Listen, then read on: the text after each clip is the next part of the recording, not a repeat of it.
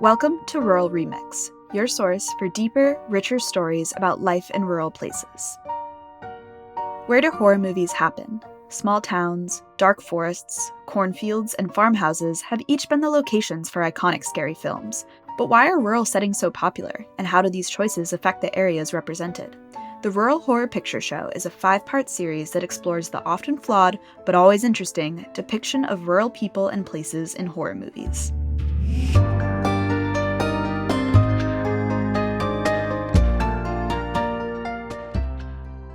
Today we are taking a closer look at some iconic movies from the 1970s, and their infamous villains, the killer hillbilly and his degenerate rural family.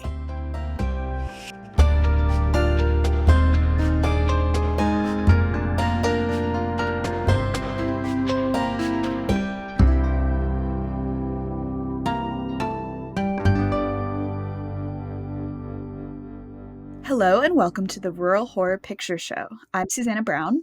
I'm Anya Patrone-Slepian. And welcome to episode 2. We are so excited that y'all are tuning in. So, Anya, today you are leading the charge for today's discussion, and I'm so excited to hear from you. But first, I have a fun little activity for us. Okay, what is it? I thought it could be good for us to maybe talk through some titles that never were. As you all know, as we just said, this is the Rural Horror Picture Show, but this was not the only idea we had for the name of this podcast. And I think we came up with some really great ideas, and they need to be shared. I think some were better than others. That I'd say that they're all really great. But yeah, it was sort of like a week-long brainstorming process with a lot of people involved, a lot of focus groups made up of our friends and family. Oh, yeah. And yeah, I think there are a few that I'm sort of mourning the loss of. I will say that the title for this episode, Killbillies, was actually one that we were considering as the overall series title. So that one still gets its moment in the sun. Oh, definitely. I think we leaned into puns for some of them. Also rhyming. We love also to rhyme. Rhyming. So I was thinking it could be fun to do a little rapid back and forth of some of the titles that could have been, and yeah, highlight any of our favorites that were there. I want to first give some love to the title The Final Girls. Mm-hmm. I think that would have been really great, maybe for a more gender-focused podcast, but the final girl is the trope in horror movies where there's the one woman who remains at the end of the movie. You see it in a lot of movies. A lot of the movies we'll be talking about today as well. I think it's a great name. We're two girls talking about horror. It's awesome. Yeah, and finally, we stopped talking at the end. My favorite in that direction was the Blair Bitch Project, so which good. Also I thought was going to be really good for a gender-focused podcast. But that's not exactly what we're doing, so I'll let that one go. It's amazing. I'm just going to say like a couple very silly ones. We've got Scary Prairie. Yes. Screamed Corn. And I think Rural Haunts is pretty fun. Yeah, one of our coworkers suggested Killer in the Cornbread, which, Rural Slays, that was one, maybe a little slay. Gen Z of us. Maybe slightly. So now that we know all that could have been, we want to, again, say welcome to the Rural Horror Picture Show, but if you want to think of it as Scary Prairie or Screamed Corn or the Blair Bitch Project as you listen, feel free. So yeah, what are we talking about today? Yeah, well, today, as I sort of hinted at last week, and as the name of the episode might imply, is the Killer Hillbillies, or the Killbillies episode. So yeah, we'll just introduce the movies that we're going to talk about primarily really fast. All three of them are sort of classic urbanoia movies. They're all from the 70s, and those are Deliverance, Texas Chainsaw Massacre, and The Hills Have Eyes. Yes. And they all share the basic urbanoia plot, which we outlined last week, which is that urban people, sometimes a family, sometimes friends, arrives in a rural area, sometimes by accident, sometimes sort of on purpose, and then is hunted or, in 2 cases, murdered and eaten by this figure of the killer hillbilly. But yeah, that is something that they all share, and honestly, if you know that about those 3 movies, that's kind of enough to go on for this whole episode. Yeah, I mean, I think what's interesting is, for me, of these 3 movies, 2 of them are really I lumped together, which is Texas Chainsaw Massacre and The Hills Have Eyes. The one thing about Deliverance is that I didn't really think of it as a horror movie. For me, there were so many other things I was focused on about the movie that being afraid wasn't really one of them for me. In some ways, the lower budgetness of Texas Chainsaw and The Hills Have Eyes made it, I'm not going to say a more enjoyable watch, but there's an element of almost camp to them that change the viewing experience, whereas Deliverance did not have any of the low budget slasher vibes, in my opinion. Yeah, so I'm really glad that you pointed out those differences, and we are going to definitely get into them more. But I think it is important to note that, like you said, Deliverance is a much higher budget. It's more of a studio production. It received critical acclaim. It was Mm-hmm. nominated for Best Picture in the Wow. Oscars the year it was released. That is not the case with The Hills of Ice or Texas Chainsaw No. Massacre, but both of those movies did receive more of a cult following as time Yeah. went on. Another interesting thing you said about sort of Deliverance not being scary in the same way is that you're right that it isn't really a horror movie, but something that I found is that as I've been reading all of these books and articles and talking to people about these sorts of movies, everyone's like, yeah, Deliverance isn't really a horror movie, but it's so sort of iconic in Mm. the things that it did. And it also is so interesting to talk about that everybody just talks about it anyways. Yeah. And so we are just going to follow in that tradition and say, this movie's a little bit different from the other two that we're talking about. But I think that actually sets us up for some really interesting comparisons, which I'm excited to get into. Definitely. But before we do, I kind of want to have a quick conversation about the term hillbilly, which we've already used a couple of times Yeah. and which is going to be sort of used throughout. I think it's super important to note that the term hillbilly is in a lot of ways a slur, but also there's some effort to reclaim it. In this episode, we're really only going to ever use it to describe characters and stereotypes that are in the movies. We'd never apply this term to actual people, Yeah. but sort of the movie term for these characters, they are caricatures of this sort of iconic figure, and that figure is the hillbilly, as, in other movies, it's the monster and things like Right. that. So that's what we're going to use. And so that being said, I do want to talk a little bit about sort of the history of that term and the meaning of the term. There's a really great documentary that came out in 2018 that's called Hillbilly, and it sort of traces the evolution of the hillbilly stereotype in American culture, and also I think makes this really interesting link to the corporate exploitation of Appalachia's natural resources, which is something that we're going to talk about more later. So the stereotype historically has often been played for comedy, right? Like you'll see lots of SNL skits using it, back in the day, South Park, right? Like there's a Definitely. hillbilly character in The Simpsons. So Yeah. there's always a comedic element to it, but it can also be scary, as we've seen in the movies that we've watched. So here's a bite of the documentary. In the immediate aftermath of the Civil War, the local color writing presented Appalachia as a sort of quirky and quaint peoples. But as industrialists become interested in the region for minerals, for lumber, for later coal, the people that were living there could also be seen as a kind of potential threat, or at least interference with their economic plans. And so a new conception emerges of them as a dangerous and threatening people who might threaten civilization itself. So that was Anthony Harkins, who is a history professor at Western Kentucky University, and he has written the cultural history of the figure of the hillbilly. There are 2 points that I want to make before we get back to the movies about the term hillbilly. The first is that even though it sort of originates talking about Appalachian people, it's not geographically specific. It's a term that's used much more broadly than that, and sort of indicates anyone who's living on the rugged end of society. And you can sort of see that even though these 3 movies take place in northern Georgia, Texas, and the Nevada desert, Yeah. all 3 of the sort of villainous groups are clearly identified as sort of within that hillbilly trope. Yeah. And then the other thing that I think is really interesting to talk about is that it's sort of ambiguous. And this is something that Anthony Harkins, who's that same professor we just heard from, talks about in his book. And he points out that there are certain qualities that define the stereotype of a hillbilly, and that those qualities can be read positively as well as negative. So a few examples is that a pioneering spirit is something that we think of as being positive, but that can also be read negatively as social and economic backwardness. Similarly, strong family networks and values is something that is positive. We like that. But if you take the negative twist of that, it can be interpreted as incest, domestic violence, bloody family feuds, right? Which are all things negatively associated with the hillbilly character. Yeah. And sort of a third one, just to drive the point home, is that living close to the land is something that, we like. There's something nice about that for a lot of people, something that people Right. think that there is missing in the city. And there's a common sense wisdom that's necessary for that. But on the negative sides, living close to the land can be thought of as savagery, and common sense wisdom can instead be considered ignorance, right? So there's these positives and these negatives that go together in this stereotype.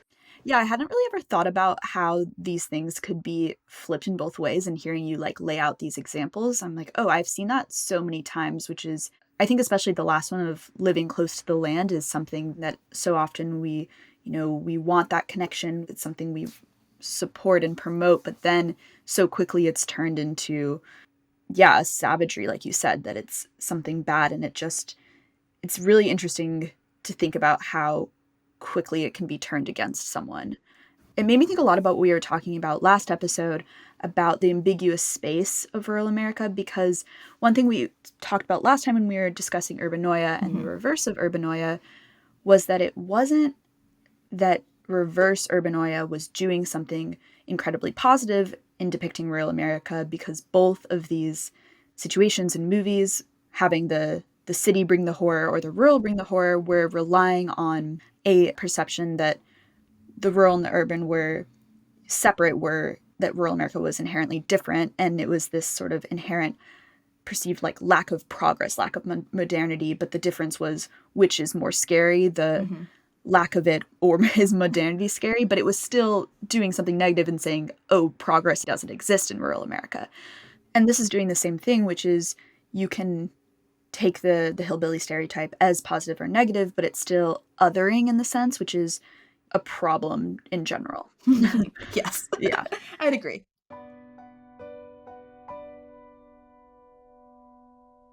So yeah, that was super helpful to understand kind of the history of hillbilly and understanding what this stereotype means and does. This is a stereotype that shows up in all three of the movies we're going to talk about. What's going on with these movies, these 70s movies? Can you tell us about these films? Yeah, for sure. So I will just try to do a brief overview. Again, spoilers are incoming, but since it's been literally 50 years since these movies came out, Yeah. I don't feel too bad about it. You shouldn't. So let's start with Deliverance. Deliverance, pretty simply, is four suburban friends who are going canoeing on a river in northern Georgia. The reason that they're going canoeing on this river is because it's about to be dammed to create a hydroelectric dam, specifically to provide power for Atlanta, which is a growing city at that point. Which is where they're from. Which is where they're from, yes. They're from suburban Atlanta. They're going on this trip, having a nice little manly adventure, and two of the men go ashore in a boat and are sort of inexplicably sexually assaulted and attacked by these two men who are they're clearly locals. They are then rescued by their two friends who are in the second canoe. One of the friends shoots the attacker through the chest with an arrow and kills him. The other attacker runs away. So after much discussion, the suburbanites bury the body of the first man and get back on the river, and a pursuit ensues on the river with the second attacker. Next, chronologically, is Texas Chainsaw Massacre, which sounds exactly like what it is.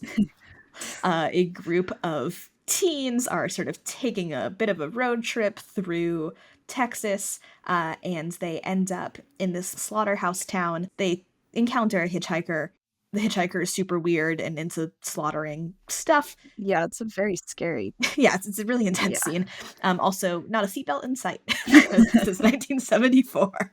The whole lesson of the movie is wear your seatbelt. Yeah, That's I think so it would, interesting on you. It would help. Yeah, sure. It's just like these things that I like fixate on. And so they end up sort of exploring this area and sort of one by one end up trespassing basically and sort of enter into this other house, which is where the villainous family lives. They're a family of displaced meat workers who have now turned to killing and eating humans, and they encounter Leatherface, who is an iconic horror villain. He is an iconic horror villain. He's got a little skin mask and he wears an apron and he's essentially a butcher, and he proceeds to kill and butcher them one by one.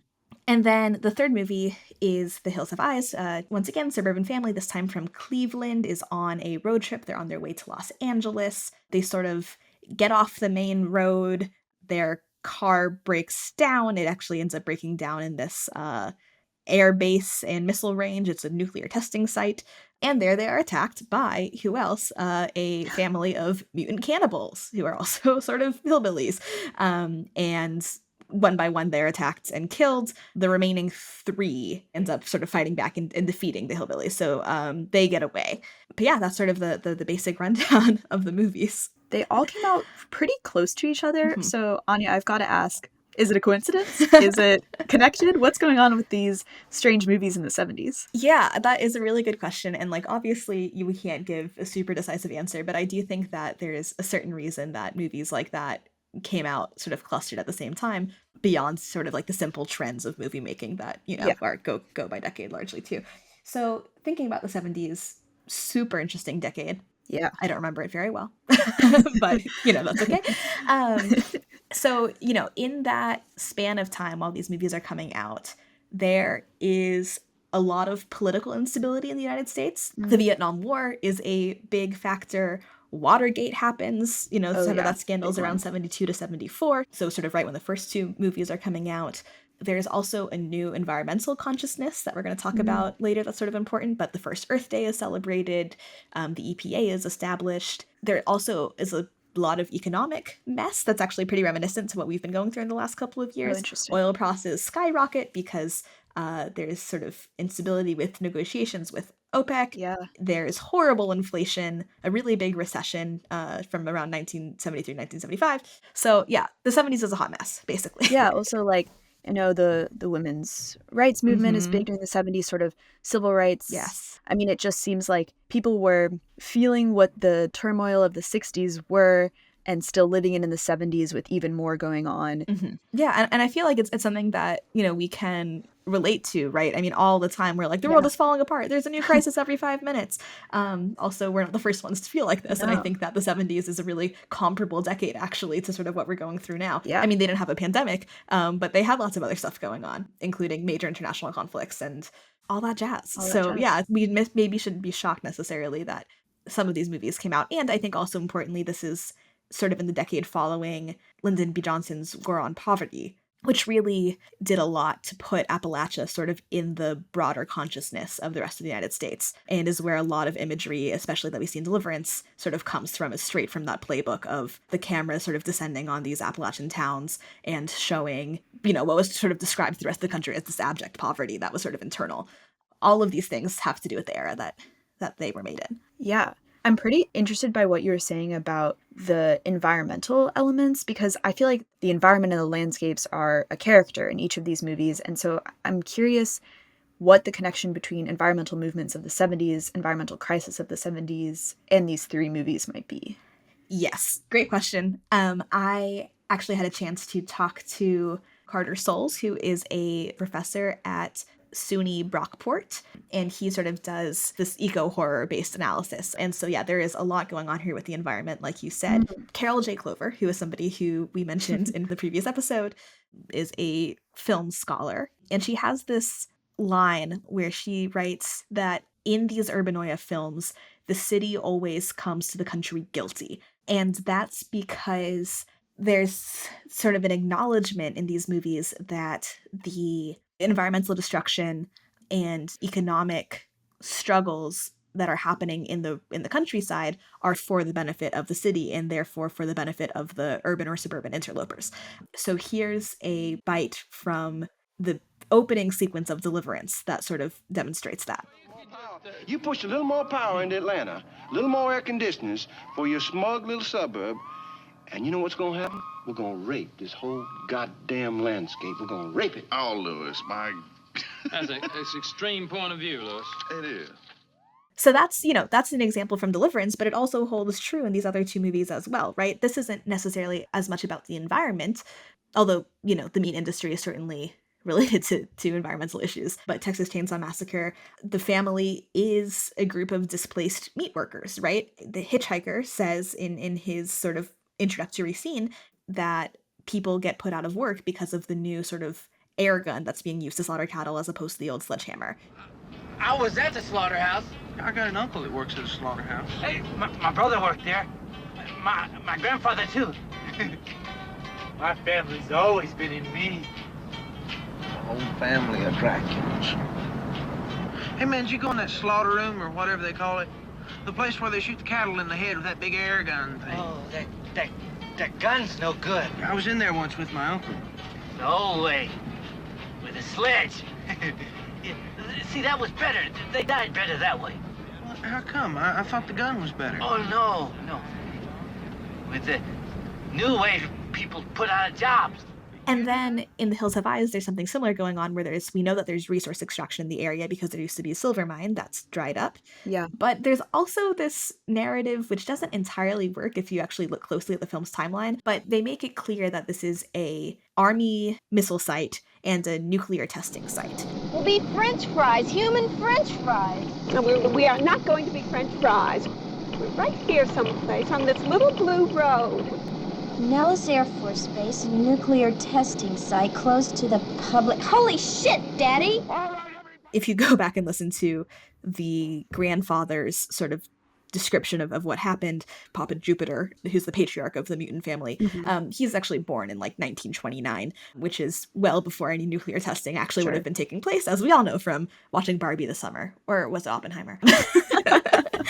But so that timeline doesn't really work, but the movie definitely wants you to think, oh, this is a nuclear testing site, and maybe some of the mutant degeneracy that we're seeing in this family is related to that, right? And that's a great example of science being super scary. Yeah, like even if the timeline of when Papa Jupe was born doesn't line up, it's not a coincidence that, you know, this movie was made at the end of the Vietnam War when people were thinking about, like, what is the damage of war? What can it do to humanity?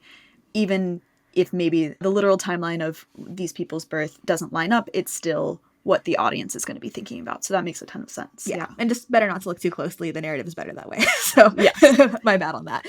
And this is maybe a bit of a tangent, but I think that the military presence and also lack of presence in The Hills of Eyes is really interesting, especially when you consider the Vietnam era. So it's 1977. It's a bit later on. This has already sort of been a decade, a moment of embarrassment for the U.S. military, which is supposed to be the supreme fighting force on Earth, right? And the war did not go at all the way that they intended.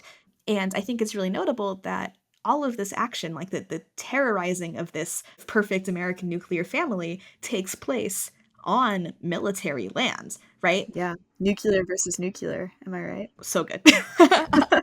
And not only does it take place on military lands, but throughout the movie, the Papa Jupiter clan is using military equipment that they've raided to do this, right? They're using walkie-talkies, they're using binoculars. This is equipment that they've stolen from the military. And even though there are jets flying overhead, when Bobby, who's sort of the teenage son in the family, is trying to radio for help, saying, military, please come help us, nobody answers. Nobody hears them except for the mutant family who uses that to tease them. Also, the patriarch of the nuclear family from Cleveland, I believe, is a police officer. Yes. Yeah. And he's sort of the first to get killed in a really gruesome way. Yeah. So even, like, you know, the military complex of the police is wrecked instantly. We have these institutions of authority, and they've failed entirely in this situation. And even though you're on military land, you see military equipment and planes and jets, they're absent, right? Like they're completely not there. And so that's, I think, one really interesting thing. Yeah. But let's get back to the environmental stuff. Yeah. Yeah, I mean, I'm thinking about the guilt element that you brought up, that the city people are coming in with a guilt, and that clip you played from Deliverance, I think, shows that really well. And one thing I want to say is in the theatrical trailer for Deliverance, there's like this narration. I'll just read it really quickly. It says, "These are the men." These are the men. Nothing very unusual about them. Suburban guys like you or your neighbor. Nothing very unusual about them until they decided to spend one weekend canoeing down the Cohulawasi River. Where you going? All right, I'm looking. These are the men who decided not to play golf that weekend. Instead, they sought the river. Which one I think is really funny, but also sort of sets them up as, you know, they're just like you.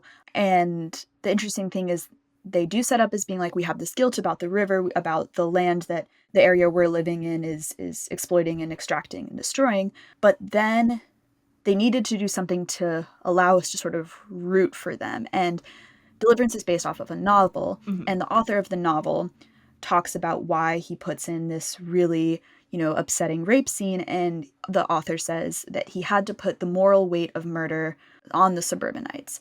And it's just interesting that it starts with a guilt, and then they're like, okay, quick, we can't have that be too intense because, as the theatrical trailer says, they're just like you. And so we can't have our audience feeling too upset. Let's flip it and let's show something scary about the rural area, so you don't feel too bad, which I just think is really interesting way this movie is set up. It starts one way and quickly flips to the other. Yeah, totally. And that's, I think, gets at the heart of one of the most interesting sort of comparisons between these three movies, where you sort of have Deliverance on one side, Texas Chainsaw Massacre on the other, and then maybe Hills Have Eyes sort of in the middle. So all three of these movies have the killer hillbilly, either sort of as a pair or in family form, as the villains, but they're actually treated pretty differently. And so when you think about Deliverance, when you think about the villains, like, who are they? What do we know about them? What do we know about their motives? Honestly, we know nothing. I mean, there's no explanation. This is the first time we see them. As you said, these two of our main characters in Deliverance come up on shore. They meet these people, and they're instantly met with violence. And the only other time we see locals, we see people who live there, is near the beginning of the movie when our four main guys are interacting with some people that they meet. And yeah, they're treated poorly, with disrespect. They're not nice about being in these other people's space. We're supposed to view them as that there's sort of something wrong with them, even in the way they're shown visually. There's a child who is handicapped, and it's sort of implied very clearly that it's from inbreeding, and there's just an instant understanding that these are others, as we were saying before. They are not the same as our main characters, and that is bad. Yeah, and they're a little creepy, a little scary. Like, we don't trust them. It's not good. Yeah. So that, yeah, I mean, you're totally right. There is, in Deliverance, basically no attempt at sort of any sort of identification with the villainous hillbillies, right? The other extreme of that is Texas Chainsaw Massacre, which is a movie where it became a cult classic. Leatherface is one of the most well-known villains sort of in the slasher genre, to the point where people would go to the movies and like root for him while he was doing his murder stuff, which, you know, is maybe taking things a little far, but there is much more effort to sort of show this family sort of in their environment, but also explain to a degree like why they're doing what they're doing, right? Like, we know that they've been displaced, they've been left out of work, and this is their solution. And there's actually a really great quote from Robin Wood, who is a horror critic, when talking about the family and sort of the economics of their life, where he writes, "The family, after all, only carry to its logical conclusion the basic, though unstated, tenet of capitalism, that people have a right to live off of other people." Whoa. Which they're doing by, you know, literally eating them. That's a fascinating quote. Yes. I am super into that. Yeah, Robin Wood kind of rocks. He also has this point, which is that horror movies can be read by how empathetically they treat the monster, right? Every horror movie has a monster. That monster has to threaten normality in some way, right? Yeah. But how we feel about that monster, and also sort of how we feel about normality, can be read differently depending on how they're treated. So in Deliverance, the normal men are the suburbanites. We are immediately aligned with them in the voiceover, like you said. Yep. And once they've been assaulted, you're totally on their side. They can do whatever they want, right? Because the people that are there are weird and scary anyways, right? There's no identification. Yep. Texas Chainsaw Massacre, you're in it with the family. You understand why they're doing what they're doing. And there are these shots of Leatherface, which where Leatherface is seen sort of fretting. Like, all of these people are coming into his house. Like, they just walk right in. These teenagers, they walk right into his house, and he kills them and, you know, puts them in the meat freezer or whatever, sort of as a reaction. But he's not going out hunting them. They're literally walking into his home, and he's killing sort of almost in defense, right? Yeah. And also there's a family element of Leatherface and his family that, like, as you were talking about in our original understanding of the hillbilly stereotype, is that close family ties is something we view as positive in some ways. And the Leatherface family, there's a grandfather, there's, you know, they're taking care of their family, they're feeding and supporting their family, they're doing it through murder and cannibalism, but there's that element of sympathy because you're like, look, they're providing for each other, they're respecting their elders. Right, even grandma's corpse is preserved in the attic. True. So sort of in the middle, we have The Hills Have Eyes, where, you know, we actually get a lot of visual shots from the point of view of the sort of Papa Jupiter clan, which is something that, depending on how your level of film broiness, you may care about more than others. But I mean, physically, like, we're identifying with the camera who's looking at them from the point of view of these people. Yes. And it is clear that this family is starving, right? And nobody goes down those roads anymore. The natural resources have already been plundered. It's been sort of taken over by the military-industrial complex to do dangerous things with. and they don't have any other resources, nor do they really have a chance of fitting in with mainstream society. So yeah, there is this level of thinking about things from their perspective to a degree. And one thing that I want to get into, you asked way back about sort of the environmental lens of this, is that there is sort of a genre called eco-horror, which at its most basic deals with man versus natural elements, non-human elements, Right. and that are in some ways seen as sort of getting revenge for Mother Earth. And the sort of most famous example of this would be Jaws, right? It's men and women versus shark. Shark being the non-human entity that they are faced with. And there's an argument that can be made that the killer hillbillies' proximity to the land can make them sort of a stand-in for the non-human element of eco-horror, right? Which, of course, is, like we said, something to think about and be challenged, right? We don't like saying that people are not actually people, of course. But through this lens, it can be thought about that way. And in that sense, the killer hillbilly can almost act as an agent getting revenge on the urban or suburban family, almost on behalf of Mother Earth. Yeah. I mean, so notably in the trailer that the nuclear family from Cleveland is traveling in and staying in the Hills of Eyes, there's a poster of Jaws hanging up there. Oh, good point. It almost feels like they're acknowledging the same thing. Who's the shark in the situation? That's the question. But yeah, I really like this framing of thinking about it. I think it makes me like these movies a lot more, again, noting the issue with viewing people as not people, but this idea of righteous revenge is an interesting way to view it. Yeah, and here's actually, there's a a clip, I almost said a bite, haha. You'll see why I'm laughing. There's a bite from this movie where Papa Jupiter is literally eating the father, the patriarch from Cleveland. You come out here and stick your life in my face? Stick your fingers in my pie? That was a bad mistake. I thought you were smart and tough. You're stupid. Yeah, you sure are. You're nothing. I'm gonna watch your goddamn car rush down. Yes, I will. Right, Mama, tell him. I'll see the wind blow your dried up seeds away. I'll eat the heart of your stinking memory. I'll eat the brains of your kids. I'm in. You're out. Bye. That's a great speech. Yeah, it's a crazy speech. And of course it can be read right on the sort of individual level of, this is my family, you're got in my way, you're attacking us and I'm going to get you. But there's also this very clear, you come from the city, you have this new car and I'm going to watch it rust, right? Like I'm going to watch it be destroyed. Wow. Which I think sort of makes that argument from the eco lens. I also love something that you said earlier on, which is that these weren't your favorite movies to watch. And when I was watching them, they weren't mine either, but they've really become my favorite movies to think about. And I think that for me, that's that is the appeal that I'm finding in these movies, is that they're so interesting. But I also do want to caution us on a point about that, right? Like, I love the idea of getting excited about sort of this like eco-revenge narrative played out through the killer hillbilly. And I think it's fascinating. And I think that there's definitely an element of that's true. And I also think that there are definitely some people who watch those movies and think about that, whether those be diehard horror fans who like know what to look for, or sort of the more academic types who, literally study this thing for a living. But I also think it's important to note that that's probably not the first thing that most people are thinking when they're leaving the theater, or in this case, probably rewatching repeatedly. Yeah, I mean, I've heard that there's a comparison that all of Texas Chainsaw Massacre is a metaphor for the Nixon administration and Watergate. That's super interesting. That's super cool. But probably you're watching it and maybe not thinking about a play-by-play of Watergate. And if you're not, well, it doesn't say great things about the people in rural Texas, so... Right.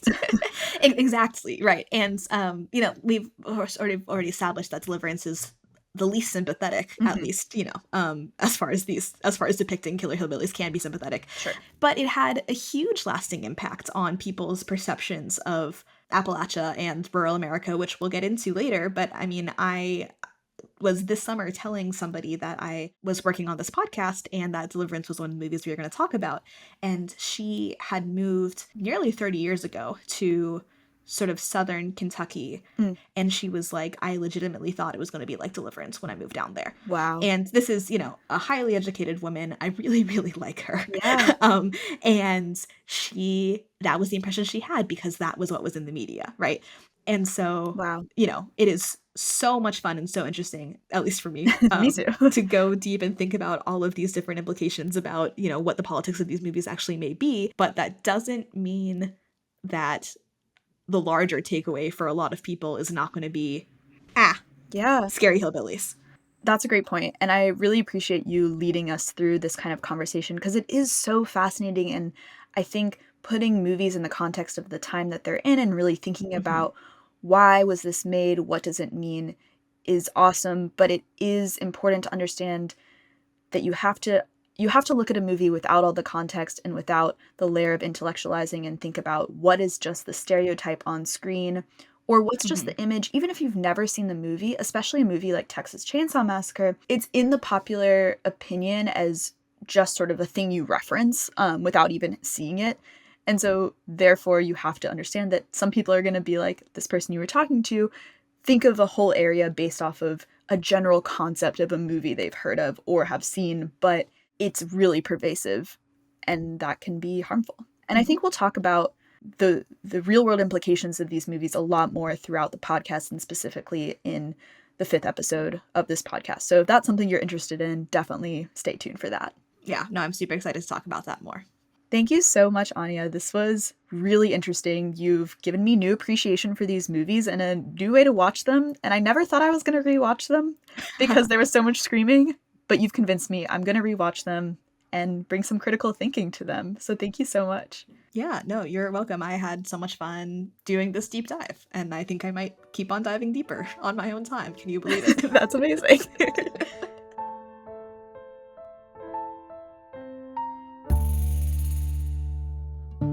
The Rural Horror Picture Show is a product of Rural Remix. Special thanks to Professor Carter Souls for helping with research for this episode. Original music was composed by Quincy Polver and Leo Pozell. Cover art for the series was drawn by Nat Nichols. Thank you to our executive producers, Joel Cohen and Adam Georgie, associate producer Teresa Collins, and the staff of the Daily Yonder and Rural Assembly. This series was edited and produced by Susanna Brown and Anya Patron Slepyan.